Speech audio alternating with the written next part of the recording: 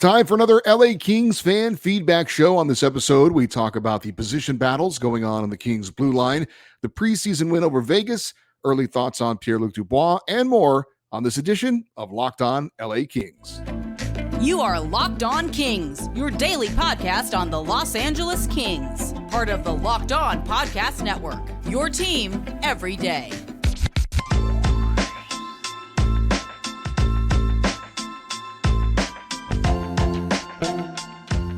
Hey, Kings fans, welcome to Locked On LA Kings, part of the Locked On Podcast Network, your team every day. Thanks for making Locked On LA Kings your first listen every day. We are free and available wherever you get your podcasts. We'd love for you to leave us a positive comment on Apple Podcasts if you're a fan of the show.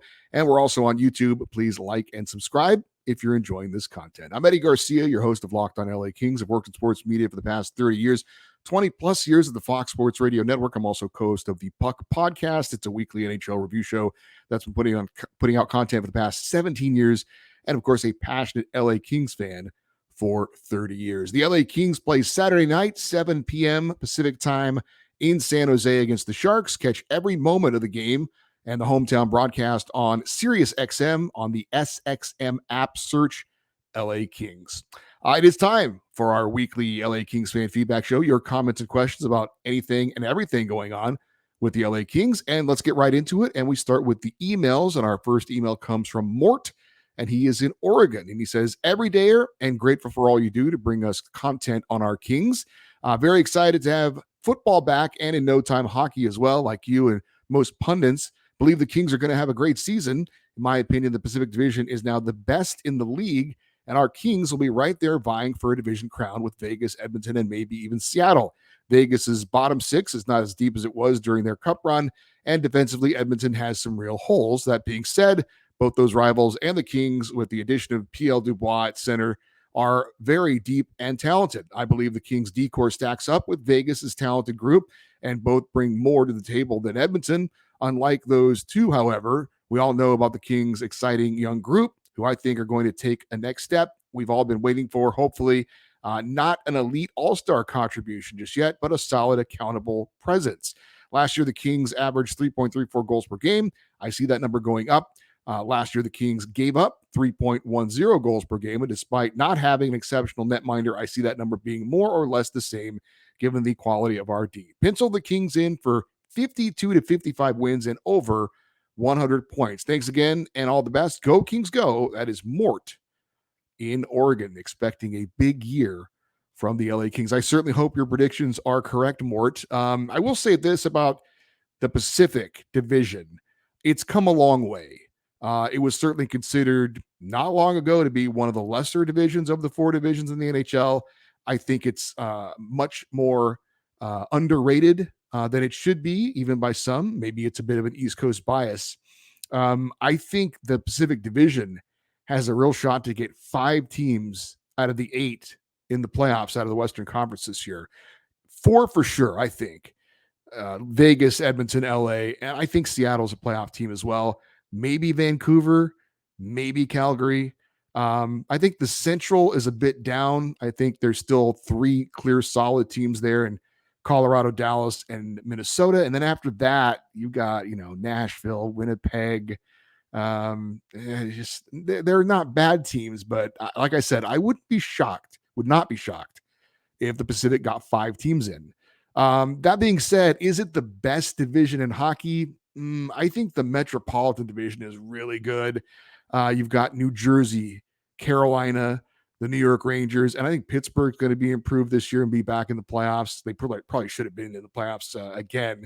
So I think the Metro has 4 really strong teams, but I think the Pacific deserves to be in the discussion. I really do. And that's saying something. Last season, the Kings had 47 wins and 104 points. Those are both the second most in franchise history. So, Mort, your prediction is that the Kings will break the franchise record for wins in a single season and possibly points. The franchise record's 48 wins. I think that's very doable. I think the Kings are going to have a very similar season points-wise and wins-wise than they did a year ago. So it could very easily be a historic season wins-wise and points-wise for the Kings. But frankly, that doesn't actually mean if they do that they still would win the division. I think that Vegas and Edmonton have the potential to have 50 wins and over 100 points like they did last year as well. So should be an interesting race for the top three in the Pacific as it was a year ago. Our next email comes from Mike. He is in Reno. And he says, I don't know if you got to listen or watch the game last night. This is from Thursday, but it was an absolutely great game. I know it was Kings versus Knights last night, but let's face it, it was the Orlando Reign against the defending Stanley Cup champion Vegas Golden Knights, and Ontario won in glorious fashion, with the exception of Brandt Clarke, who is yet to become a regular NHLer. This was our minor league team against the majority of players on the Knights that won the Cup. So you can't say, oh, the Knights are playing most of their minor leaguers too. Stone, Eichel, Stevenson, Marchessault, Hill, Martinez, Pietrangelo, to name a few that played last night. The best story of all is Ail Thomas and Tyler Madden. These were both maybe not top tier, but certainly upper tier prospects that have literally been left out of the primary discussion when we talk about up-and-comers most likely to get the call up this season. Chromiak, Clarke, Spence, Portillo, Pinelli, Laferriere, Turcotte, even Hellenius have received much more attention than Thomas and Madden in the last year. I couldn't be happier for those two after this victory. Thomas and Madden clearly sent a message tonight. Don't you dare forget about us. Thomas hasn't played in a year, and his first game back, he scores a hat trick, and Madden gets the overtime game winner. Let's not forget about that massive check that Hodgson threw on Stone. That was a clean or very close to being clean, and it didn't warrant the blowback that it got.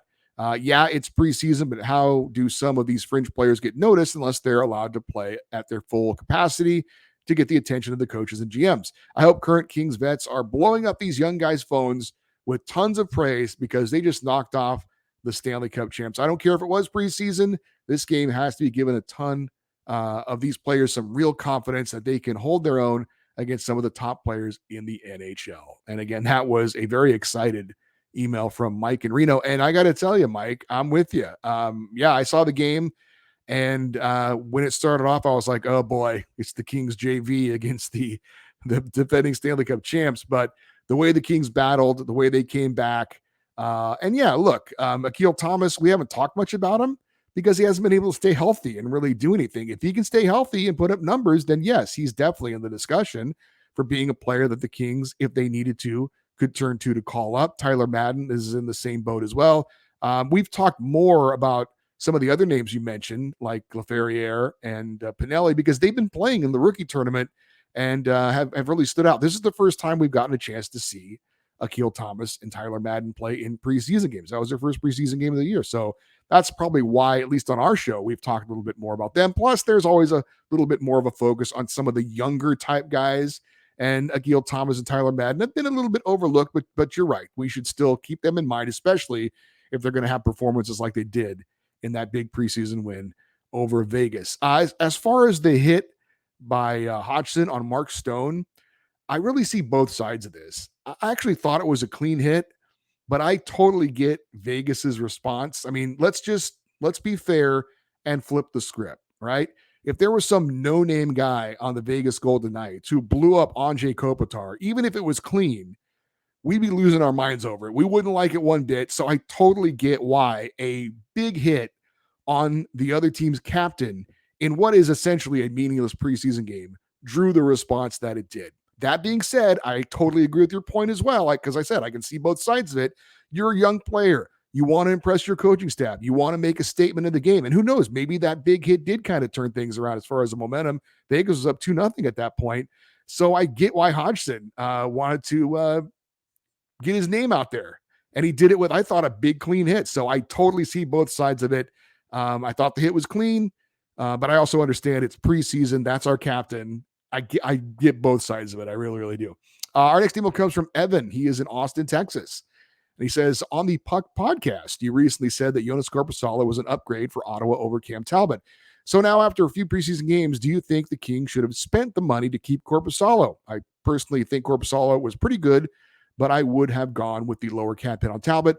Hope he can return to the excellent play of a few years ago. Yeah, we were doing some preseason previews over on the other podcast that I do. And we were talking about the Ottawa Senators, and obviously one of the big signings they had was former King goalie Jonas Korpisalo, who the Kings picked up at the trade deadline and did not re-sign. And I said I thought Jonas Korpisalo was an upgraded net over Cam Talbot. That was just, though, a one-on-one, looking at their age, looking at their talent level situation. As you pointed out, you have to look at more than that. What are they paying these guys? So if you would have told me the Kings could re-sign Jonas Corposalo, but they're going to have to pay him a 5-year, $20 million contract like Ottawa did, I would have said no thanks. No, I'll pass on that. I like Jonas Corposalo, but not enough to invest 5 years and $20 million into him. I'll take Cam Talbot on a 1-year, $1 million deal because they're not that different, at least I think, for one season. Now, Cam Talbot is older. Maybe in 5 years, he may not even be in the league anymore, and Corposalo will still be, but no. I stand by my statement. I think Corposalo at this point is a better goalie than Cam Talbot, but given what they're paying the two goalies, if I had my choice, I would take Cam Talbot and the $1 million a year and ride it out and see how that goes. We've got a few more emails to get to in just a second, and we'll do that here on Locked On LA Kings, your team every day. Missing the syrup for your pancakes, or did you just run out of your favorite coffee creamer? With DoorDash grocery delivery, you can get what you want right when you need it. You've trusted DoorDash to deliver your restaurant favorites, and now you can get groceries delivered with thousands of stores to choose from, and you can use your favorites from your neighborhood and boost the local economy with every order. Want even more value? Get 15% off your first DoorDash order up to $20 value when you use the code LOCKED at checkout. Limited time offer, terms apply. That's 50% off up to $20, no minimum subtotal, and zero delivery fees for your first order when you download the DoorDash app and enter the code LOCKED. Don't forget that's code LOCKED for 50% off your first order with DoorDash. A couple more emails to get to, and then we'll get to some of your YouTube comments. This one comes from Jim in Lakewood. He says, it seems like preseason has so many more eyes on it than it used to. Every shift is looked at with even more scrutiny. It's interesting because with social media and YouTube, it really gets many more eyes seeing every play, especially for goalies like Cal Peterson in Philly and Phoenix Copley's first start. I think it's probably harder for the NHL and AHL goalies in camp than ever. Like I said, good to see all of them back and working towards the 11th. Hopefully the guys come out strong for that first game. We'll be there on the 11th. And Jim is a goaltender who likes to get out there with the young guys. Took a puck off the head, he told me, and got a concussion. Hopefully you're feeling better there, Jim. Those young guys can bring it. Yeah, look, with technology the way it is, with social media the way it is, with people like me that can, fairly easily create a show and put it out there for people to consume. There's more eyeballs watching. We're looking for content. So we're going to, I don't want to say overanalyze, but analyze everything that goes on because that's all we have to talk about. So yeah, Phoenix Copley didn't have a great start. And so you say that. It doesn't mean that I don't believe that he's going to be good this year.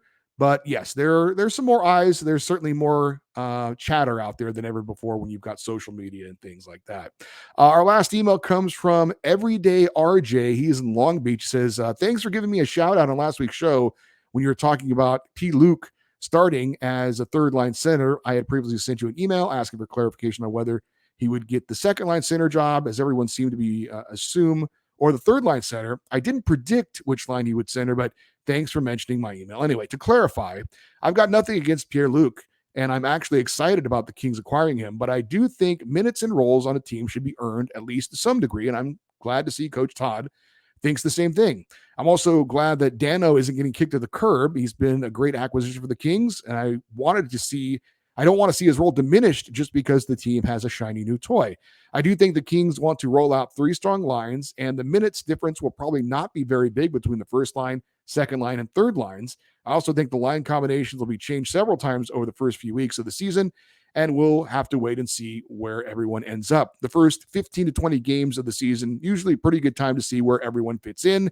It's great to have hockey back. I haven't seen much of the game so far because of time differences and spotty TV coverage, but I tried to listen in as much as possible. From the rookie event, it sounded like Ingham, Krieger, Laferriere, Lee, and Chromiak all had standout performances, but I think the event MVP probably would have been Pinelli, who seemed to be everywhere. In Australia, I thought Jordan Spence really showed up, and it would be hard to leave him off the big boy roster when the season starts. And then Wednesday's preseason game versus Vegas, even though Thomas had the hat trick, I have to give the first star to Hodgson, who's hit on Stone, turned the whole game around. The Kings went from being down 2-0 to beating the champs 4-3 in overtime with basically an AHL roster. Stone complained after the hit after the game, and you know what? It was a late hit and kind of dirty, but the team that complains about late hits after the game is usually the team explaining how they lost, and that's exactly what happened in this case. I did want to ask about Ail Thomas, though. With a hat trick against Las Vegas, will he be more likely to be claimed off waivers before the season? And if so, will it make him more likely that the Kings will keep him in the NHL? I think the opening night roster will be determined to a large part by who can be safely sent down and who can't. And from what I've seen so far in the preseason, I think all the talk about the Kings losing depth after the offseason move is a little premature. Thanks again, Eddie, and aloha. That is from Everyday RJ in Long Beach. Well, I said I did not think the hit on Stone was dirty. I do understand, though, like I said, the response from Vegas, a big hit on your captain in a preseason game, that has to draw a response. As for Ail Thomas, the only way he'll be claimed off waivers is if the Kings have him on their NHL roster and then want to send him down. That likely will not be the case. He's going to start the year in Ontario. They're not going to call him up unless A, the Kings have some big injuries and have holes to fill, or B, he's tearing it up so much in the AHL that they feel like he can play at the NHL level for the rest of the season. The only player that can be sent back and forth that is likely going to be on the Kings roster because he's waiver exempt is going to be defenseman Brant Clarke. Everybody else would have to clear waivers. So the Kings are going to try their best to have a lineup that's pretty much set in stone, and they're not going to call anybody up unless they absolutely have to by putting players on long-term injured reserve or something like that. So Ail Thomas isn't going to be claimed off waivers by anyone, like I said, unless they were to call him up and then try to send him back down. But they're not going to call him up, like I said, unless they feel like he's going to come up and stay. Or again, there's so many injuries that they just have to. And then maybe those guys come back off of injured reserve and then you take your chances with them. But that's hopefully that is not an issue. Hopefully the Kings are relatively injury-free and that will not be a problem for them. We do want to check in on some of the YouTube comments. And this first comment comes from Mean Mr. Mustard 7042. He says, I am getting a Jason Allison vibe from Pierre-Luc. Big, great puck protector, good hands, and similar MO. If I recall correctly, when we got Allison, he came with a reputation of being difficult and not working hard.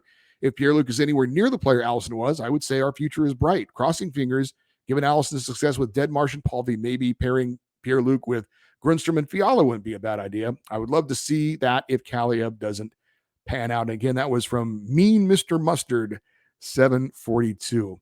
Certainly from a physical standpoint, Jason Allison comparison to Pierre-Luc Dubois is spot on. They're both 6'3", both 215 pounds, so they look exactly alike on the ice. And yeah, I think they had a similar kind of stride, similar kind of style on the ice. I think that's a pretty good comparison. For those of you that may be younger viewers or listeners, Jason Allison was a player the Kings acquired in a trade from Boston in the early 2000s. Only played 99 games in LA, had some injury issues, but very briefly he was teamed up with Zygmunt Palffy and Adam Deadmarsh to form the LAPD line. The L for, I guess, LA, and then Allison, Allison, Deadmarsh, Palffy. No, Allison. Oh God, Allison, Palffy, Deadmarsh, LAPD. Yeah, good God. It was kind of a fun line for a very, very brief amount of time, but I agree that I do see a little bit of a Jason Allison, Pierre-Luc Dubois comparison. Hopefully Pierre-Luc is a lot more healthy and sticks around a lot longer. I think he's definitely a better goal scorer than Jason Allison ever was. Our next YouTube comment comes from Ricky Hazel 1030. He says, agree completely on your take on Jordan Spence, but I can't disagree more about Englund and Bjornfot personally. While I thought that Englund was okay, he made some glaring mistakes, such as on the Cooley goal, whereas with Bjornfot, I thought he was fantastic when he played with Matt Roy. Solid, consistent, didn't make any mistakes, and defended well in the D zone. Toby was drafted as a shutdown two-way defender, and that was the game he played. He could use his skating better, but he did his job defensively. Well, I will disagree a bit on that, Ricky. Now, I said that I think that England, in my mind, has a bit of a leg up very early on in the competition. To be fair to Tobias Bjornfot, England has played 2 games to Bjornfot's 1, so there was more to look at with England. I'm not going to call out Andreas England on that Logan Cooley goal. That goal was a special goal. Certainly caught him off guard a bit, as it did everyone, including Phoenix Copley. But that was an elite NHL move. And I think that a lot of defensemen in the NHL, even some really good ones that have bigger resumes than Andres England, would look pretty foolish on that move. So I'm not gonna really call him out on that. That was a really special play. As far as Tobias Bjornfot looking fantastic, I can't go there. I thought he looked okay. I noticed him on a couple of plays, but I mean, if that's the bar for him looking fantastic, the bar is pretty low. So, like I said, I on my scorecard, I've got England with a slight edge in the competition. But hey, Bjornfot is going to get a lot of opportunities going forward to prove what he can do, and we'll see if he can eventually get the edge or not. I think he's got to do more than what we saw in that one game for me anyway, but maybe not for you. Let us get to a few more of these YouTube comments. We'll do that here on Locked on LA Kings, your team every day. The LA Kings play Saturday night, 7 p.m. Pacific time in San Jose against the Sharks, and you can catch every moment of the Kings' hometown broadcast with SiriusXM on the SXM app. Just search LA Kings. Our next comment on the YouTube episode comes from Vooom 777. And he says, yeah, PL Dubois is doing PL Dubois stuff. I truly believe in my heart that this guy considers himself a rock star at the levels of the likes of Malkin and Matthews. He's obviously not even close, but call me PL Dubois because that's how I see myself in the bright lights of Hollywood. Oh, if you don't want to play me the way I want to be played, I guess it's time for a trade. Other than that, I really hope I see Bjornfot on opening day. England is so flat-footed. That highlight goal that Cooley scored should not have gone down like that. England was a pylon. I actually think Bjornfot is timid and can be better offensively. He handles the puck well with good hands. He may just need a boost of confidence and allowed to make a mistake here and there as he learns. Byfield is trying too hard early in games and playing too agitated, and the caffeine high wears off come the second period. Copley is not good, but not usually terrible either. I don't see him sticking around unless there are injuries. Well, to start off your comments about Pierre-Luc Dubois, I think you're looking for something to be agitated about. I don't think that him wanting to be called PL Dubois is some sort of prima donna move. It's just a preference on what he would like, how he would like his name pronounced. I don't read anything into that at all.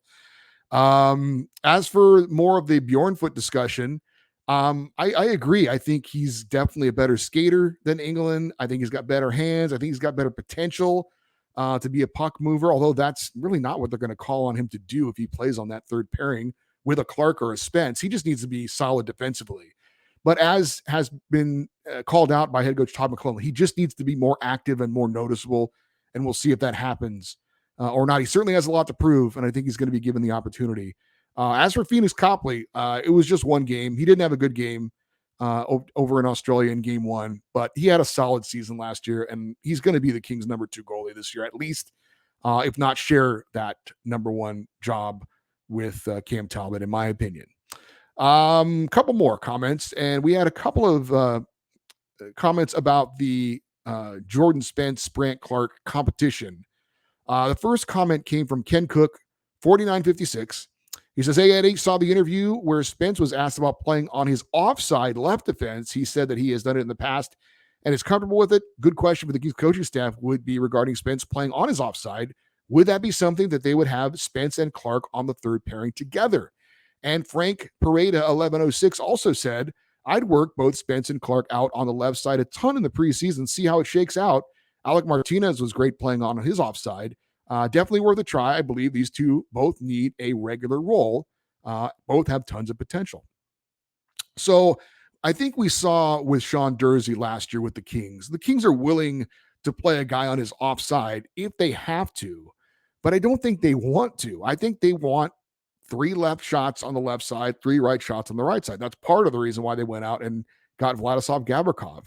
And I think they also like that combination of a puck handling, puck mover paired with a more defensive style of player. Obviously, Drew Doughty is the puck mover, Mikey Anderson, the more defensive player on the first pairing, Matt Roy, a little bit more of a puck mover, Vladislav Gavrikov, a little bit more of the defensive shutdown guy. And then on the third pairing, I think they want either Clarke or Spence as the puck mover and either Englund or Bjornfot as the shutdown guy, the more defensive guy. So I think they've kind of shown what the mold is that they would like. That having been said, I certainly wouldn't be opposed to at least trying a Spence Clarke combination in the preseason. Why not? Why not give it a try? See what it looks like. It's possible. Maybe you find something that's really spectacular. It would be kind of weird though, because they're kind of the same player. And I think they would be more effective if one of them had the puck over the other, if you know what I mean. If Clarke's out there, he doesn't want to really share the puck with Spence. I don't think. It would be kind of a weird combination. But like I said, why not try it in the preseason? Give it a look. Maybe you found some magic there that nobody thought you would find. That is going to do it for this week's feedback show. As I say every week, thank you for everyone who chimed in with the emails, with all the YouTube comments. This show is literally not possible without you, so it is appreciated. For you everydayers, those of you that listen and watch every day, Monday, we're going to recap both the Kings preseason games from tonight and from Saturday, plus any news over the weekend, maybe some roster moves, things like that. We're going to continue to look, obviously, ahead to the 2023-24 season and break down the Kings forward lines. We're going to have a special Kings guest, hasn't been finalized, but working on it, and also scheduled to be joined by Chris Golick, one of the 2 hosts of Locked On Golden Knights, to find out what's been going on in the offseason with one of our rival reports and the Stanley Cup champion Vegas Golden Knights. And of course, next Friday, another Friday fan feedback show. The email address, if you want to send an email at any point, at any time about anything, lockedoneddie@gmail.com, EDDIE. You can also post your comments if you're watching on YouTube in the comments section. And again, we'd love for you to stay interactive with the show on social media. We are at Locked On LA Kings on both Twitter, I'm still calling it Twitter, and Instagram at Locked On LA Kings. I'm Eddie Garcia. Thank you as always for listening and watching this episode of Locked On LA Kings, part of the Locked On Podcast Network. Have a great weekend. We'll talk to you on Monday. And as always, go Kings go.